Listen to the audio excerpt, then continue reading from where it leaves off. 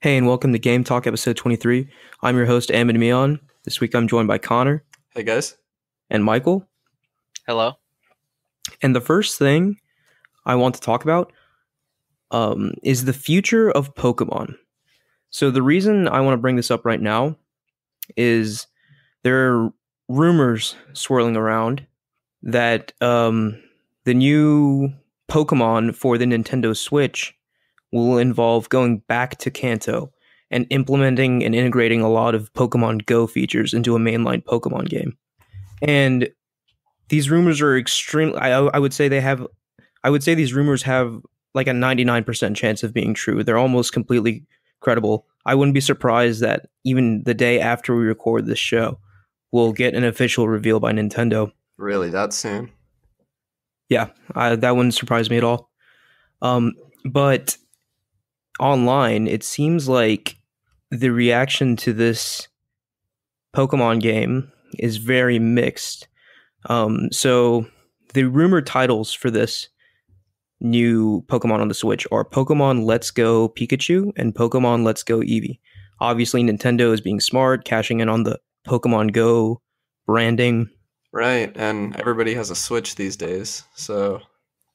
Well, that's the thing, like, even if we just compare raw numbers, like at its peak, I think Pokemon Go had something stupid, like 50 million users, which is just, and what, there are like 10 million-ish Switches out right now in the wild, in people's hands. So even if they can just tap into a fraction of that Pokemon Go craze, that'd be like insane Switch numbers, you know? Yeah, that would be a lot. The thing about the Pokemon Go craze, though, was that it died down really quickly. Yeah, but the reason the Pokemon Go craze died down quickly is because it was ultimately a pretty shallow experience. Like, it was very cool, but it was shallow. So once you kind of did everything, you were done.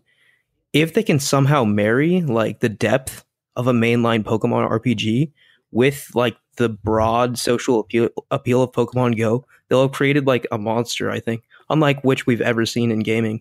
Right, pretty yeah. much. I don't know. I'm a little worried, though, because of the really light mechanics of Pokemon Go and a mainline game. I was actually going to bring up the reaction online has been very mixed. And granted, these are still rumors, so nothing's set in stone, although these are pretty credible rumors. But the rumors have people up in arms, like the mainline, the hardcore Pokemon fans are disgusted by this. Just the idea that one of the rumors is catching Pokemon is going to work like in Go now. So I just can't imagine that. Like the Pokeball, that strips down one of the core tenets of a Pokemon experience, which I think would be terrible. Maybe if it was optional and you could turn it on, that'd be okay. I mean, okay, so have you guys all played Pokemon Sun and Moon? Yes. So in that game, you could like put out food on your island or whatever, and Pokemon would just show up and you would have them now. But they still had the classic version, like the classic way of catching Pokemon as well. See, I'd like if there was some combination of that. So, like, it would make all the fans happy. If you wanted the traditional Pokemon experience, you could have that. Or if you wanted to go the Go route, you could have that. I imagine that's more likely. What I would appreciate is if, like, maybe I could raise my team on my Switch or something. But then if I want to have a battle with somebody, I could do that on my phone or something like that. There's a lot of cool integration they could do. Like, if I don't have my Switch on me. If they play their cards right, this could be a very powerful thing. So just going a little deeper into the leaked news, this is rumored to be a remake or reimagining of Pokemon Yellow. Yeah, so I was just reading that, and I do have some reasons to not really believe that's true, because, like, usually all the starters that are available in a game are fairly balanced, right? But, like, you can't take Pikachu and Eevee and say that those two are balanced at all. Like, Eevee has so much more potential. So if this is truly a remake of Yellow, wouldn't you get all three starters near the beginning of the game? I think so. But, like, you'd also get either Eevee or Pikachu, right? Right. So Eevee would be your starting in Pokemon Go Eevee and Pikachu and Go Pikachu. But I think the starter choice for this game, much like Yellow, won't really matter. Like in Yellow, you got Pikachu, and then you got all three starters, and then you could build your team however you wanted. I think this will be something similar. I mean, it just seems like you'd be putting yourself at a huge disadvantage to go Pikachu, though, because Eevee has so many different paths you can take. That kind of leads into another question. I mean, you're basically playing a different game at that point. So Nintendo is obviously knows the power of Generation 1 and Kanto, Right. and they're tapping into that power. And they know that they'll get a lot of the Pokemon Go fans, a lot of the casual Pokemon fans who only know the original 151. Mm-hmm. They know they can get them back with this game. So that leads me to think, do you think there's a possibility that this game will only be original 151? Because I think that would be a huge mistake. Yeah, I don't see that as likely. They've already got the 3D models made. I have to believe that the 3DS models were extremely high, were too high quality for the 3DS based on just the frame rate in those games. Right, and those 3D models, I took it as Nintendo sort of future-proofing that's what it felt like. HD iterations. So I honestly can't imagine it's going to be only 151. That would just be absurd to me. I would hope not, yeah. But the thing is, it is Nintendo's never taken a step back like that with Pokemon. Very divisive thing, though. A lot of people would see that as a good thing. I don't think so. At least the base that they're trying to appeal to, the Pokemon Go base. Nah, because everybody in Pokemon Go was excited when Gen 2 and 3 came out. But you can't argue that the peak of the game was with Gen 1. I mean, yeah, but I really don't see them. I don't see anybody making the argument that fewer Pokemon is an advantage. I am of the belief that there will be more than the original 151. I just have a little nagging feeling that there's a possibility there might not be. But just looking at the facts, the Pokemon Bank is a thing. And that'd kind of be pointless if you couldn't transfer all your other Pokemon to Let's Go Eevee or Pikachu from the Pokemon Bank. I mean, people who've been playing Pokemon for the past decade have hundreds, if not thousands, of Pokemon in their bank, just kind of useless sitting there if it's only the 151. So I don't know. Yeah. We'll see. But it makes more sense to me that it'll do what most, gen numbered Pokemon games do. Most of the Pokemon get the original 151 until the Pokemon League, and then it kind of opens up. Most of the Pokemon will be from Kanto. Then it opens up. So, looking at Leaf Green and Fire Red, do you think they'll do something similar to that? The post game in that game with the islands and then the different generations added that way? I mean, I can't imagine. I would really prefer if they just add all of Johto and kind of flip gold and silver on their head. That's another rumor for this game, that the post game is kind of like the inverse of gold silver, where you finish Kanto, then you can go do Johto, which would be amazing. But they also could have done that on Fire Red and Leaf Green, and they didn't. So I don't know. I don't have a strong opinion. I have no faith at all in Game Freak's ability to make a satisfying post game. Is all I'm gonna say. Yeah, it's really, they have more misses than hits, I would say.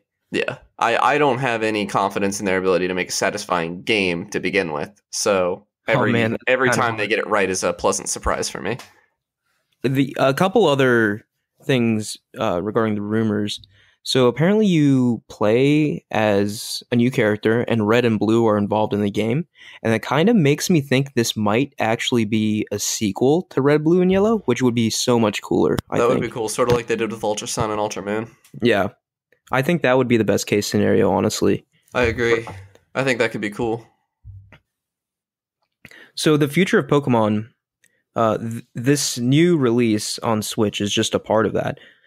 It's interesting to me. We just came off of Ultra Sun and Ultra Moon, which were like the extensions to Gen 7.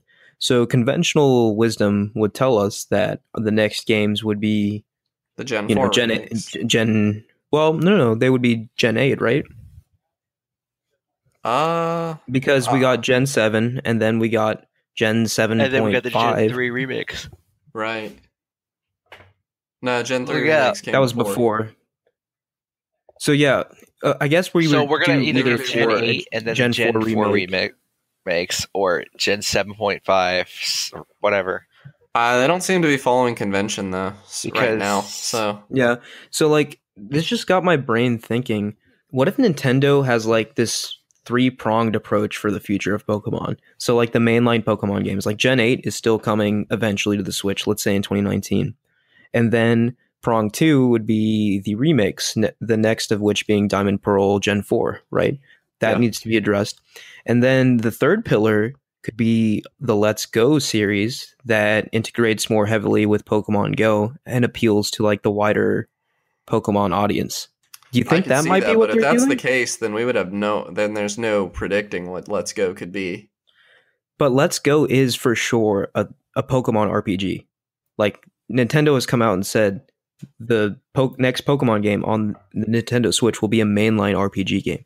So it will be a fully fledged Pokemon. So I don't know if maybe Let's Go is their future vision of Pokemon as a whole. Yeah, it would be a drastic shift in, at the very least, name, you know?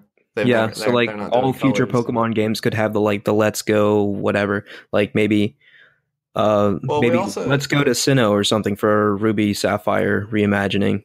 Yeah. Or maybe that would be their new branding for remakes, which would make sense. Yeah.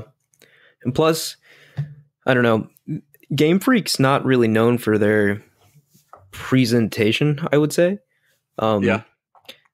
Like just the thought of having like a fully 3D over-the-shoulder open-world Kanto is like incredible to me, but I don't think that's what this game is going to be. Let's Go Pikachu and Eevee.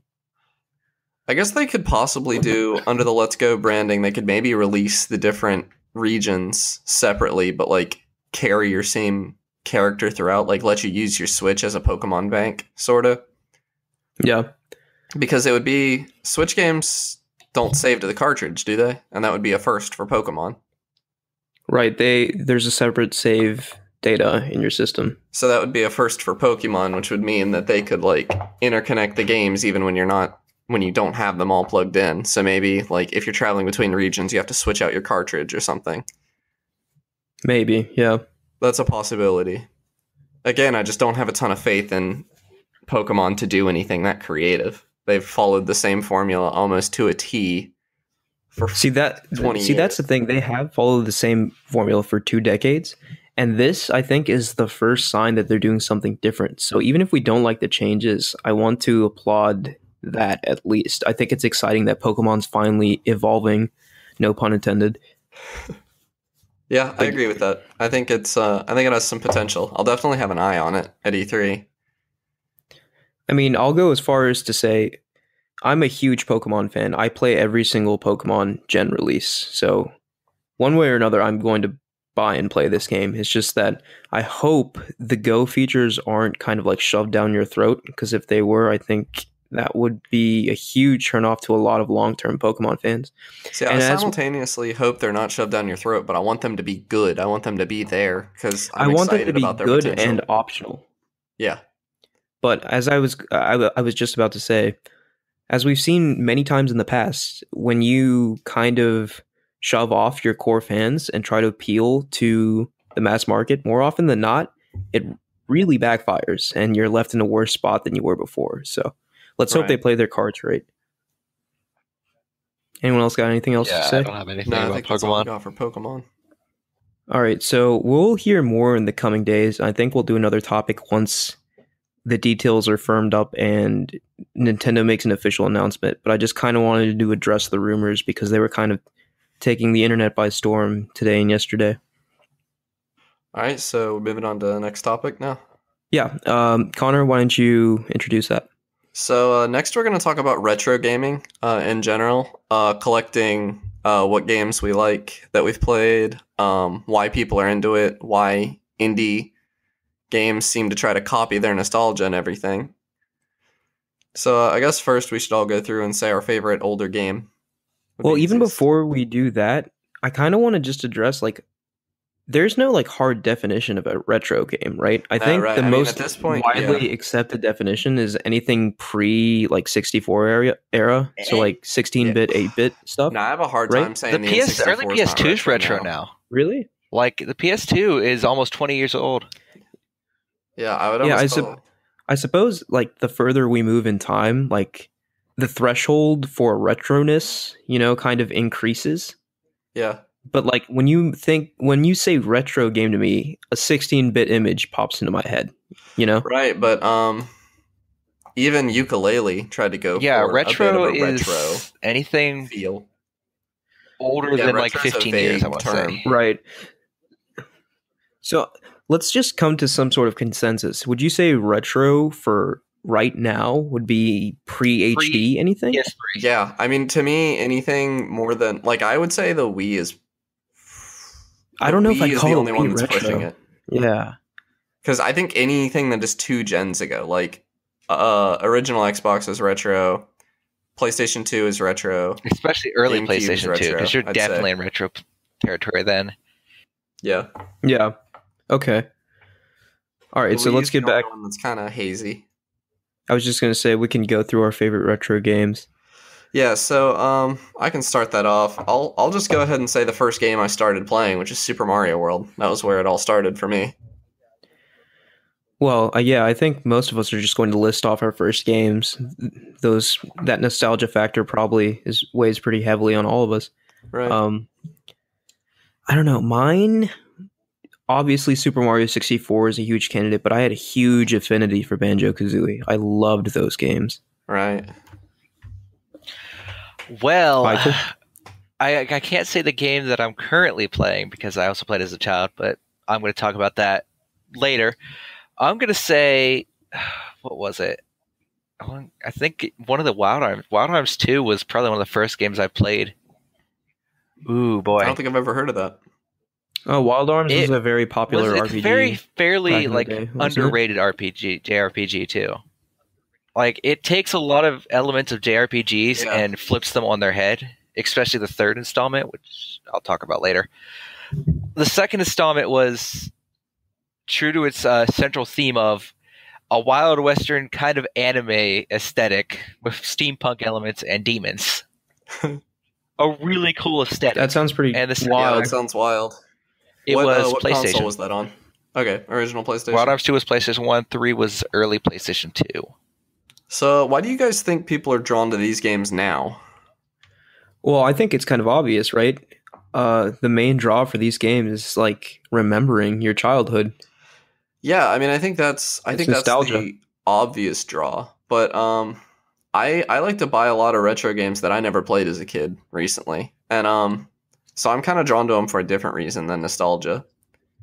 Well, I think it's also interesting just to go back and see what games were like in that era, just to have in your head to understand how game mechanics and ideas evolved over time. Right, yeah, seeing where everything came from, I think is interesting. Drawing a game's lineage, as it were.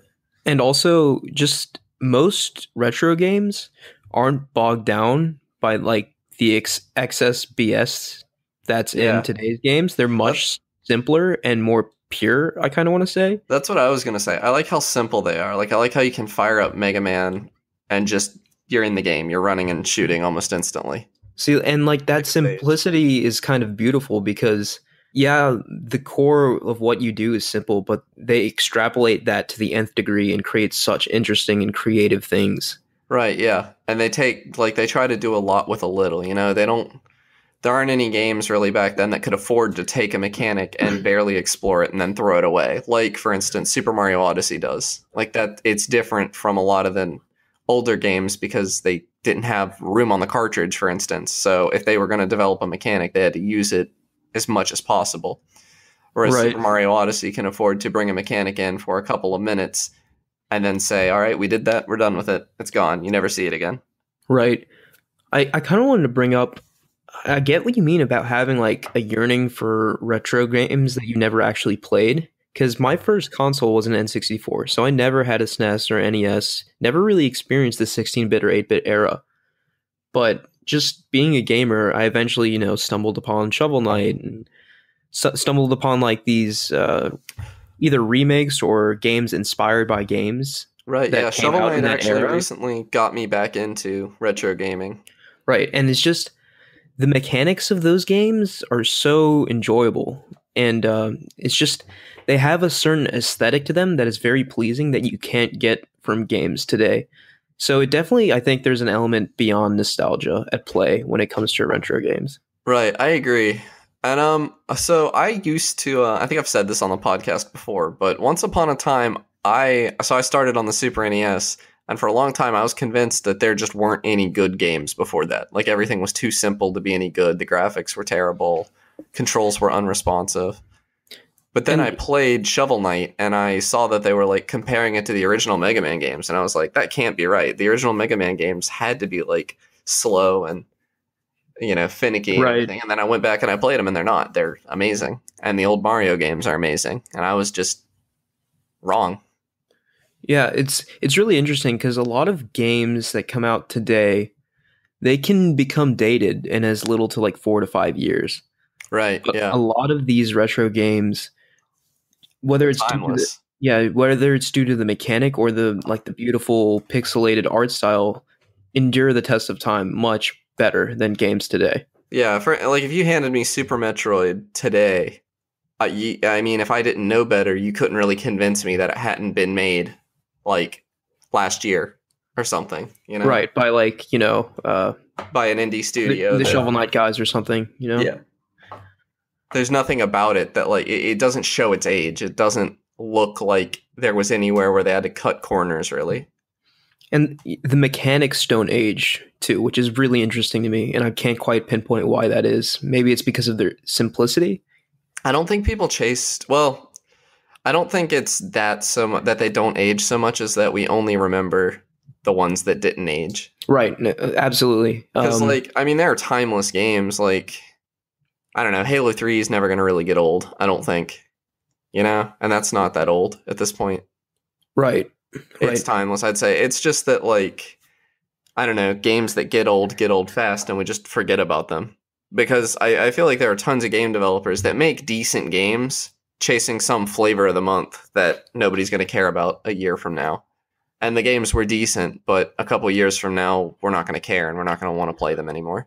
And see, what's interesting about what you just said, retro games that are made today as kind of like a nostalgia throwback, they take what's best from that era and represent that to us today. So like a lot of the BS mechanics that existed before, like spikes, for example, spikes instant killing you, like losing 3 lives and having to restart the entire game. Those were just mechanics to extend the longevity of a game because that's all they could do back in the day. But like times have changed and save files are now a thing, and so like. And you can a game development is just easier. You can put more content on a cartridge now. Yeah, so people who make retro games today, they pull from the best elements and in some ways surpass a lot of the mechanics and systems that were in place back in the day, I would say. Oh yeah, if I had to choose between Mega Man and Shovel Knight, I would choose Shovel Knight every day, I think. Yeah. But I love them both, and I love like seeing where Shovel Knight came from. Right. And we can just ignore Mighty Number 9. Yeah, that's kind of like the opposite. They totally got what made Mega Man special wrong, and I feel like that's to how capitalize on Ukulele that, ended yeah. up too. Yeah. I think on the spectrum, if like Shovel Knight's on the good end and Mighty Number 9's on the bad end, I would say Ukulele's Like- square in the middle. Yeah, I think A Hat in Time got what Ukulele was trying to do, got it right. A Hat in Time or Super Mario Odyssey even. See, Super Mario Odyssey, yeah, it was kind of like a spiritual successor to 64, but it It felt definitely didn't feel like retro. it felt like an evolution, So did didn't- A Hat in Time, really. There was no it didn't really feel retro in any way. Like, I guess I didn't play Ukulele. I can't say whether or not it felt So retro. Ukulele literally just felt like Banjo-Kazooie, except without the interesting level design, and the mechanics didn't feel as good. So without so- the stuff that made them good. Exactly. So it was just trying to be Banjo-Kazooie, but it didn't capture that essence, and that's why it was just kind of like a wet noodle. I feel like that's a little bit of what was wrong with Mighty Number 9 too. Well, Mighty Number 9 had other problems, right? Like rush development and like unfulfilled promises from the It had a Kickstarter weird issue. campaign. Like, the levels were not designed by the same people that the mechanics were designed by. Like, that, not even in the same studio. From yeah, what that's a problem. I've read. So yeah, like, people were tweaking mechanics and people were tweaking levels with no communication, really. So the levels like clash hard with the mechanics. Like, the levels look like they were made for just running and gunning, and then in the final game you had to dash to even kill an enemy, I think. So like, you're constantly dashing around these levels that were not designed for you to be able to dash, and it was a whole mess. The thing That's not about really what relevant to the Ukulele topic, failed to though. do is Ukulele was made the expectation of people just want another Banjo-Kazooie with all the bells and whistles. When in today's age, they could have innovated it and it would have been a 10 times better game than it was. Right, yeah. The Shovel Knight developers said they were just giving you another Mega Man style game, but they didn't really make that. They made a game that mixes Shovel Knight, Super Mario. What they made was what you thought Mega Man was. Your nostalgic image of Mega Man is what they made, I think. They didn't really follow they tried to nail the aesthetic of an NES game as well, but they used some impossible colors. They would show way more sprites on screen at once than the NES could have, and they did some, I think, shader tricks and stuff at one point too that just wouldn't have been possible back then. Yeah, I was reading about that too. Shovel Knight would not technically be possible back then. Right. But it just captures the essence, the retro essence of the 16-bit or 8-bit era. Right, but I feel like that shows that there is something to capture there. There is something that isn't necessarily lost, but isn't common these days. Right. Some simplicity that developers miss, and I think that's what people are looking for in retro games more than nostalgia sometimes. I agree. Because I have no nostalgia for Mega Man. I never played it before, but I still intend to go through and play through most of the originals. I had nostalgia for the Banjo games, and Yooka-Laylee was one of those games that it's it feels like Banjo-Kazooie, but it doesn't. It feels like a shallow kind of reimagining of Banjo. See, they just didn't take inspiration from the right aspects of Banjo. Let's look at, we talk about this a lot, but Sonic Mania took all the right inspiration and look at what they did. It was a retro game, like a throwback, but it also evolved Sonic. It built upon those retro mechanics in a way that those 3D Sonics never did. Right, and mark my words, we're going to get this Sonic Mania of the Sonic Adventure games, this E3. That would be wild. It's going to have you made that prediction last show, didn't you? It might have boost-style gameplay, but I see it taking nods from the Adventure series. That would be great. Well, though, I guess under our definition, Sonic Adventure 2 would be considered a retro game as well. Yeah, it originally came out on the Dreamcast. Yeah. How crazy. To fully make a game a retro revival, you have to take what made the game that you're trying to revive great and cut out all the parts that made it hard to play or kind of detracted away from the experience. Right, look at Stardew Valley. Stardew Valley did that to Harvest Moon. Harvest Moon hard. Lost its way, and then Stardew Valley is here, have all the fun parts. Yeah, it's really interesting how a lot of indie developers today are kind of looking at these old games and going, how can I trim the fat and make what was there even better? And we're seeing a lot of the fruits of that. Like you said, Stardew Valley, Sonic Mania. We're getting Bloodstained, Ritual of the Night. I don't know if you guys know about that. It's like a Castlevania. Yeah, I was going to say, it sounds Castlevania. Yeah. Made by the same guy, Iga. It was kickstarted, and it's coming along, and it looks brilliant. We'll see if, Metroid Prime, the new one, I'm interested any to see inspiration, how they go about that. Although it's being developed by Bandai, right? Is it Bandai Namco? I think. I don't know. It's not retro. Yeah, because Retro's busy. Are they still doing Donkey Kong? So, I don't know if I mentioned this last week, but there's a very credible rumor going around that they're working on a Star Fox racing game. Yeah, I saw that. So that's bizarre. I don't think anyone has any nostalgia for that. Well, that never really even existed. That's another thing Nintendo, I feel like, has struggled to make Star Fox a thing, even though they've tried to tap into that nostalgia for the retro style, like Star Fox 64, R-Wing, fly through rings and shoot. Right. Yeah, I don't know. They just haven't been able to capture that. No. Definitely not with the last Star Fox game.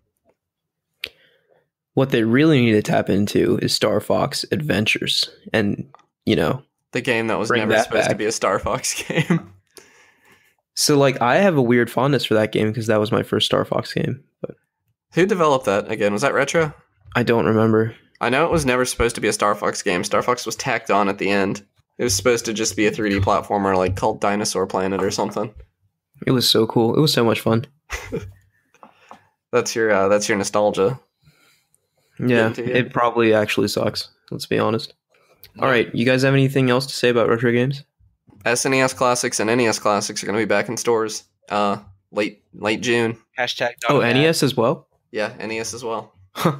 I bet all of the scalpers who, hoarded, Yeah, they're bought probably all gonna of them be on picking themselves. day one and sold them on eBay for 20 times the price are feeling pretty bad right about now. Yeah.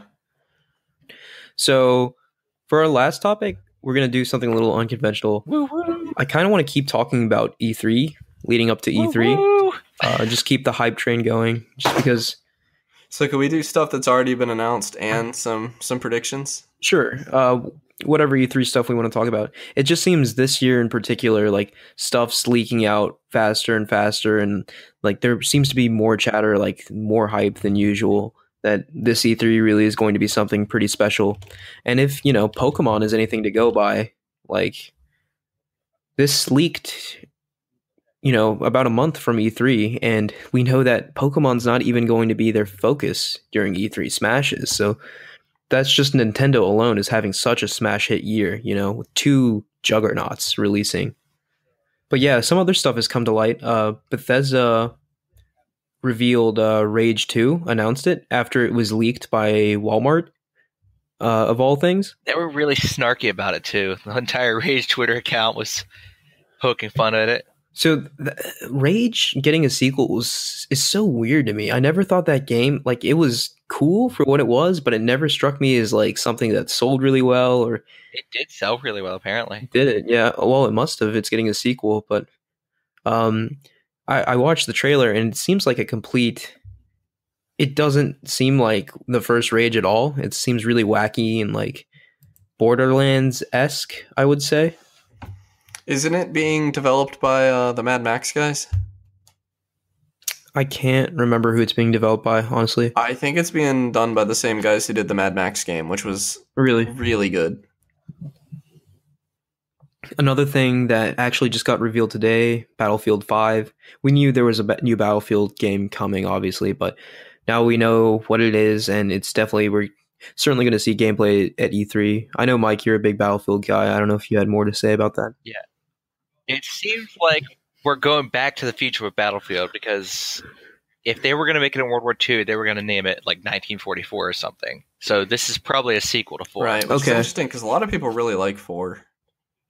Yeah. 4 was a really good game, and I'm excited to see them go back to the kind of it had a rough semi-futuristic, release, because they actually did that. But I could see them cleaning that up and making a really good game. Yeah, they supported that game. I've kind of been getting the vibe, just gamers in general are a little sick of shooters set in a futuristic setting and kind of want to go back to the older style warfare with World War 1 and 2. I don't know if that's starting to shift again, because we got Battlefield 1 and then World War 2, and those games seem to do really well. And the Call of Duty games before that, at least, weren't really as hyped as Call of Duty usually is, Advanced Warfare, Infinite Warfare, stuff like that.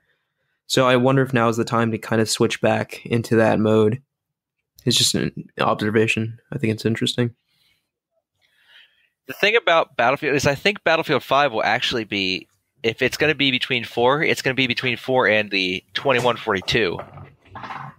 So it's going to be mech warfare at this point. Know if... At the end, because Battlefield 4's multiplayer surprisingly had a storyline of sorts, especially with the last couple maps that they released in the Battle Pass, or what was it called? Season Pass or whatever. It kind of set up the start of 2142 with the Pan-Asian Coalition and stuff from 2142 being featured and the end of Battlefield 4. So you think Battlefield 5, logically, it would continue the story and stick you right before 2142 and the Ice Age. But let's be real. Who really cares about Battlefield's story? You know what I mean? It's all about the multiplayer. But the thing is, we're going to get some the story affects the context of the multiplayer. So speaking about multiplayer, we already kind of know that Call of Duty is going to put in a battle royale in their new Call of Duty game. That's disgusting. Well, it's so predictable though. It's actually the disgusting part to me is that the rumor is they're putting the battle royale in lieu of a campaign. So there's going to be no campaign and a battle royale mode. And Again, it's a Black Ops game. Really, those campaigns, at least the first two, were really good. Can't vouch for the third one because I heard the third one was just. So do you think that Battlefield's going to go the same route? It wouldn't surprise me. I don't think Battlefield's going to release a battle royale. They would have announced it by now.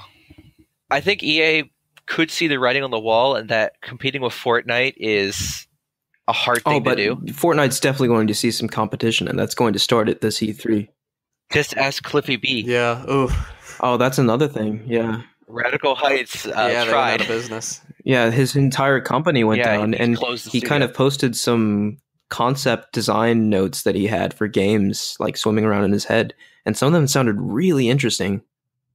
Yeah, and I wouldn't have trusted him to make it, I don't think. Honestly. I mean, this was... I don't know, Lawbreakers was very much not an interesting game. Lawbreakers was a lot of fun to play, but the problem was it just costed too much for what it kind of presented. So I played the beta. Was it I had exactly? a lot of fun. I'm not even sure what. It was an Overwatch knockoff, wasn't it? Okay. No, it was like an arena style shooter with cool abilities and very low gravity sections. Like it had some cool mechanics and cool ideas, and wasn't marketed very well. Costed too much. It wasn't marketed well, and it just had a too high of a price tag. If it was a free to play game, I would have picked it up immediately. So another interesting E3 topic, going back to Smash Bros. Did you guys see how that they're going to be revealing the game?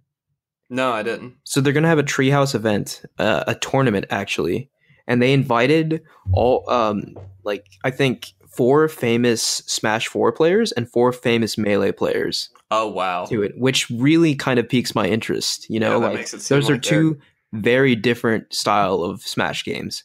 Yeah, and they're trying to say that they're going to make everybody happy. The fact that they did that makes me think that they've come up with something potentially that would make both parties interested in the game, which would be huge. I mean, the Melee community's humongous, and that absolutely confirms it's a new game. It's not a remake. Oh yeah, it's definitely going to be a new game, new mechanics and everything.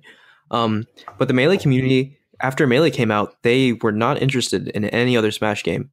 And to their credit, through their passion and their love for the game, Melee is still a thing, a very relevant thing. And there's still several major Melee tournaments every year. So I'd be interested to see what if they do the impossible and they make this game pleasing for Melee fans. Could that potentially kill Melee? I don't know. And I think... Melee is bound to die eventually once everyone reaches the top skill level and there's no more innovation in the scene. I mean, you say that, but it's been 15 plus years and there's still innovation, which is just mind-boggling to me. Eventually they're going to run out. And when they do, they're going to move games. The thing about Brawl in Brawl scene was that Brawl didn't have anything going for it. Everyone jumped ship off of Brawl. Melee just had these weird inconsistencies and bugs and exploits in the engine that allowed that innovation. Well, Brawl just didn't have the framework for people to care about it. It was a party game first and a fighting game. And it had a lot of bad mechanics. Yeah, like tripping, for instance, just ruined the balance. Yeah, but I think Nintendo proved that they learned their lesson with the release of Smash 4. They took all of that nonsense out. And Smash 4 is still a huge competitive fighting game, It's just, it doesn't have the same mechanical style and nuances that Melee does. And unless a lot of those things come back, I don't think we're ever going to see the Melee community move on. But it is certainly interesting to see Nintendo making a concerted effort. I don't think until now they've ever acknowledged the Melee community. Ever. They always, for their events and stuff, they get the Smash 4 players. The fact that half of the attendees are Melee pros and half are Smash 4 pros really says something, and I'm interested to see what that event's going to be like. I agree. So, I have one more pretty bold prediction, and I have some evidence kind of gathered here for it. I already mentioned it earlier, but I think either Sonic Adventure 3 or Sonic Adventure Mania will be announced at E3. Wow, Sonic Adventure 3. So I have some evidence here. Absurd. My first bit of evidence is a poll that Sega posted up. They did a similar thing when they were trying to gauge interest in Shadow the Hedgehog. But they put a poll up, and it was like, which old Sonic feature would you want to see make a return the most? And it was like playing as different characters, a customizable character, I forget, competitive multiplayer, or Chow Gardens. And Chow Gardens won by a country mile. So I think that's significant, first of all. So I'm 100% certain something's going to be announced soon with Chow Gardens. How recent was this poll? Like a week or two. Oh, so like it's just going to be an announcement that we're not going to see anything. I'm not convinced. Shadow the Hedgehog was nearly done by the time they started doing this stuff. It was announced so they completed Shadow the Hedgehog, and then they made a poll asking if people wanted Shadow the Hedgehog. Because they knew people wanted it. They just wanted it to, like... It was just an excuse to drum up buzz. I see. Okay. So you mentioned Sonic Adventure Mania. That would be pretty smart if they, like, capitalized on Mania, because that's got a lot of goodwill. Right.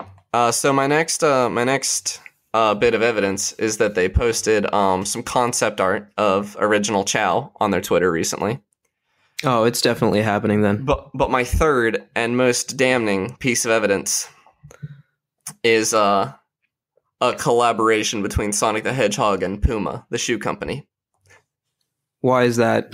Because Sonic Adventure 2 came out with a Sonic partnering with soap shoes. Wow.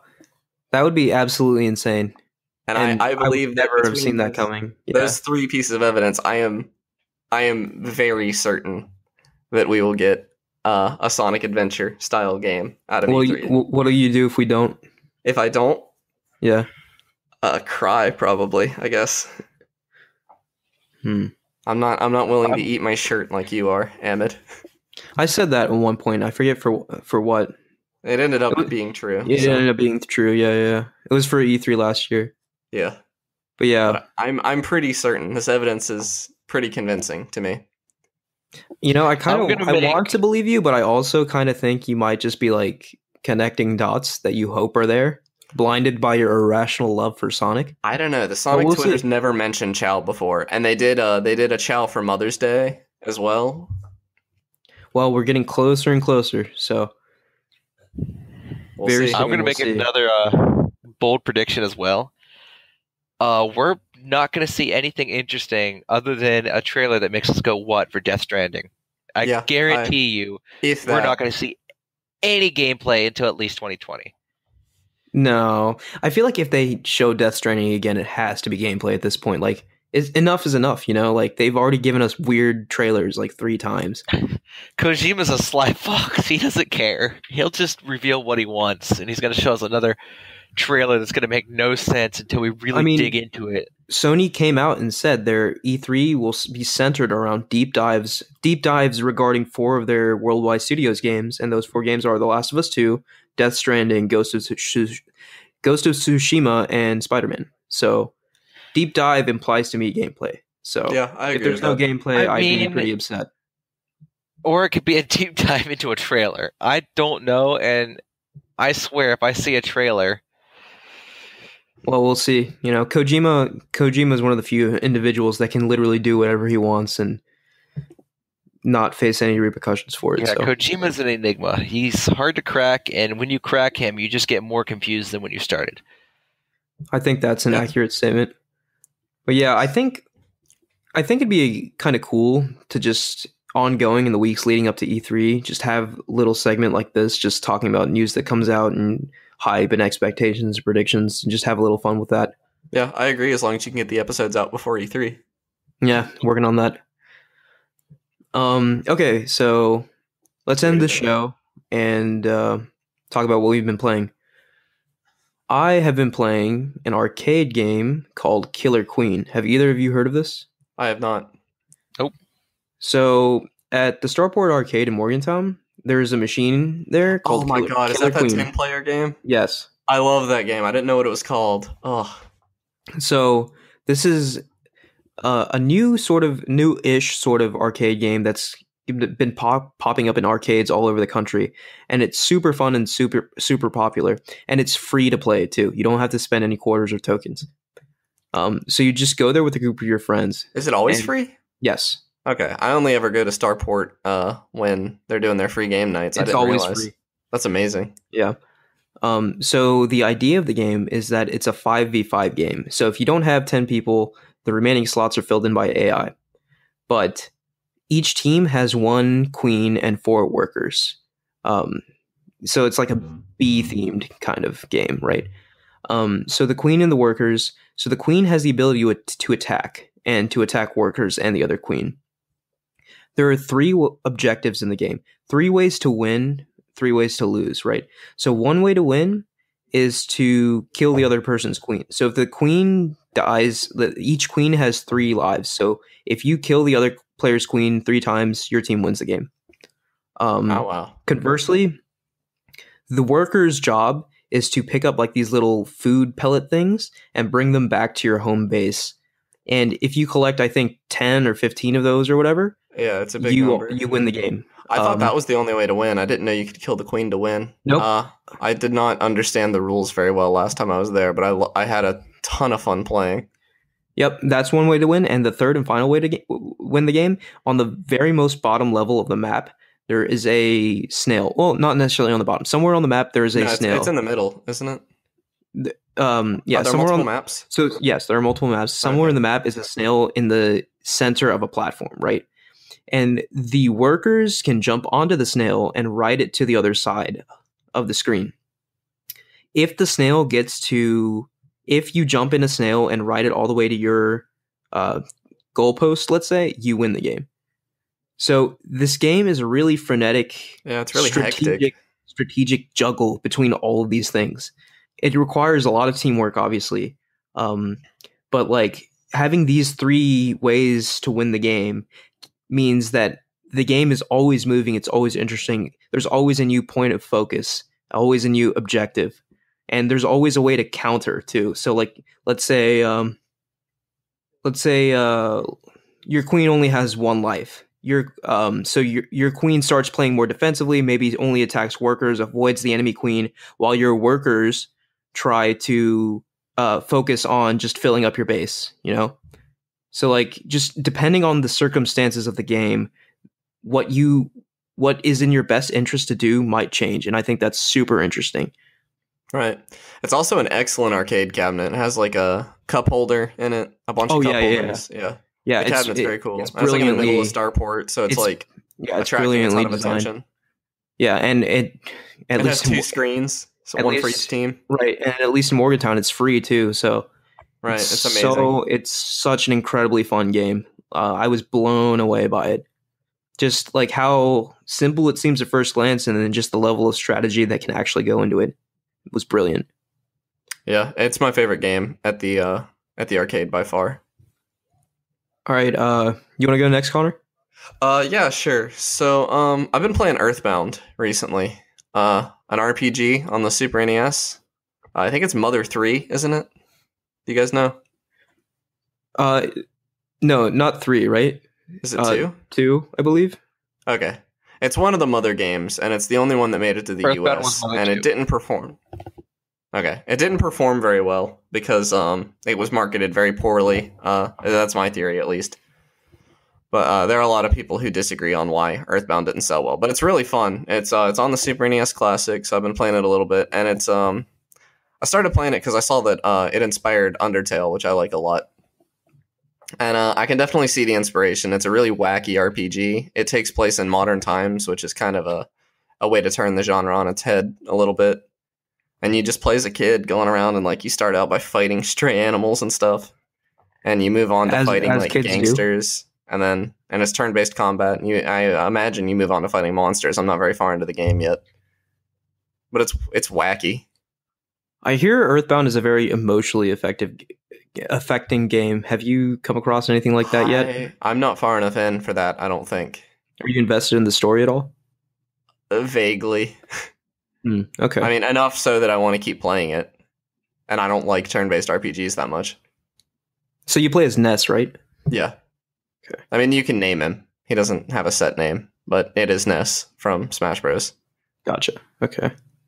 The rest of it, I don't really know. I haven't even found any of the companions yet. At the beginning of the game, they make you name a bunch of people, and I haven't even run into them. Is it turn-based, or how does that work? It is turn-based, yeah. You walk around the map, and you see monsters moving around, and you can sneak up behind them to get like a sneak attack round, or they can sneak up behind you, and they get a sneak attack round. But from then on, it's just your basic turn-taking RPG. You don't assign stats. It's more like Pokemon, where like when you level up, your stats get assigned for you. Okay. And yeah, you pick up teams, like people leave and join your party, and you just kind of wander around, getting into fights and trying to figure out where you're supposed to go next. Sweet. Yeah. Michael? So I've been playing Wild Arms 3. I said I'd talk about this later, and now I am. So it's probably the highlight of the entire series because the game itself is a JRPG made by people who seem to have never touched a JRPG in their lives. So it takes a lot of like, oh, JRPGs do this, this, and this, and throws them out the window. You play as 4 characters and 4 characters only. They only have one equipable item for each of one of them, but it's all upgradable. You can avoid encounters. Is that a good idea though? Because won't you be underleveled if you avoid encounters? Oh, eventually you'll run out, and there's enough encounters in the game that you'll still get a ton of encounters, but you can avoid them to an extent. Everything in that game is really like Western themed. There's an anime intro every time you load the game that changes. That doesn't seem very Western. That's fairly Eastern. It's as in like Wild Western themed. Oh, The entire theme okay. is Wild West, and the music even It's fits the cowboys, that. Yeah. Cowboys, Dying Planet, guns. Huh. A cowboy RPG on a dying planet. I mean, that's an anime trope, so it's very I can see it being good. Thematic. There's some steampunk thrown in there for good measure. The dragons are giant robotic monstrosities. It's crazy. The soundtrack's really good. Like as you should expect of a JRPG. Like it's probably one of the best factors because even though some of the tracks are awful or average on their own, they all fit into that central Wild West theme so well that the entire soundtrack just meshes together. So what platform was it originally on? It was originally on PS2, but I think it got a re-release on PS4 via PSN. Okay, interesting. And I wouldn't bother if it's playing... on PS4, I might check it out. I wouldn't bother playing anything past Wild Arms 3, because 4 and 5 completely threw out the traditional turn-based battle system for like a hex battle system and completely threw away the entire soundtrack idea. You never throw away a turn-based battle system. Yeah, they just threw it away for people need to learn that lesson. We'll see with Pokemon Let's Go. Yeah. I have not played 4 or 5, and I don't think I will because I've read up on the mechanics and they don't sound good. I need to go back and play 2, though. All right. Well, the game you just described sounds fun. It's a really good, underappreciated, and underplayed JRPG. Right. I've been streaming it recently, so. Okay. So I think that'll do it for this episode. Hopefully, by the time the next episode airs, we'll get an official Pokemon announcement and kind of dissect and dive into that. Yeah, that'd be nice. And we'll probably have more E3 stuff to discuss too. But until then, thank you guys for listening, and I'll talk to you next week. Bye.